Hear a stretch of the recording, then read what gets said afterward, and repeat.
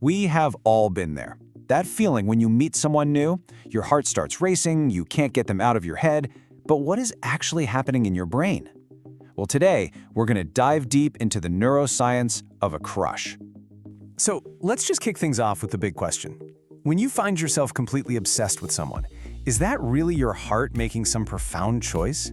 Or is it possible your brain is just hooked on the thrill of maybe? And that really gets to the heart of it. Is this just a simple crush we're talking about? Or is it something a little closer to an addiction? Let's start by just acknowledging how incredibly powerful this feeling can be. You know exactly the feeling I'm talking about, right? They're the first thing you think about when you wake up. Your heart does this little flip every time your phone buzzes. It's this insane roller coaster of soaring highs and crushing lows. It can feel like it takes over your entire world. So what on earth is going on? What does science actually have to say about this whole experience? Well, it turns out there's a real, clinical term for this specific state of mind. And that term is limerence. It was coined by a psychologist named Dorothy Tennov, and it describes this involuntary state where you're not only attracted to someone, but you have this obsessive, overwhelming need for them to feel the same way back. And the key word there really is involuntary. It feels like it's happening to you, not like something you're in control of.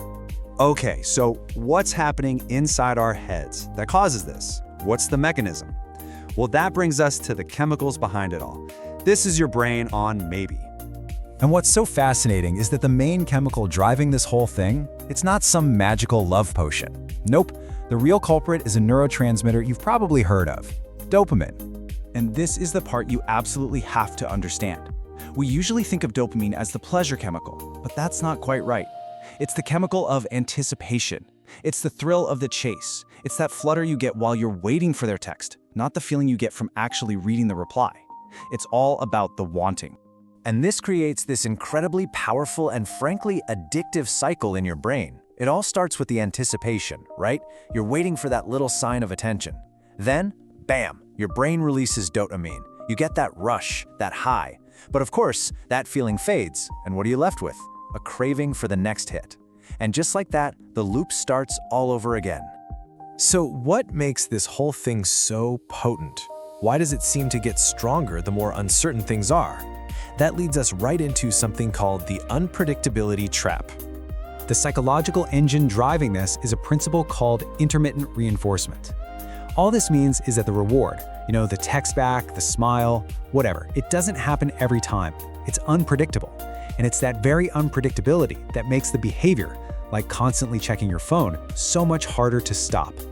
Honestly, the best way to think about this is like a slot machine. It sounds crazy, but your brain is basically in a casino. With the slot machine, you pull the lever. With a crush, you send a text. What's the reward? Well, for both, it's an occasional payout. And what's the result? You just keep playing. You just keep checking your phone, hoping this will be the time you hit the jackpot. Okay, so if that's the chaotic, unpredictable dopamine path, is there another way? Is there an alternative? And that brings us to the two different chemical paths to connection. And you can see the difference so clearly here. On one side, you've got the dopamine path. It's all about uncertainty, that maybe, the highs and lows. It feels like a chase. But then you have the oxytocin path. Oxytocin is often called the bonding hormone. It's driven by security, trust, and stability. It feels calm. It feels less like a chase and more like a real, genuine bond. Now, look, the point of all this science isn't to be a downer or to say that crushes are bad. Not at all. It's actually the opposite. Understanding what's happening in your brain is empowering.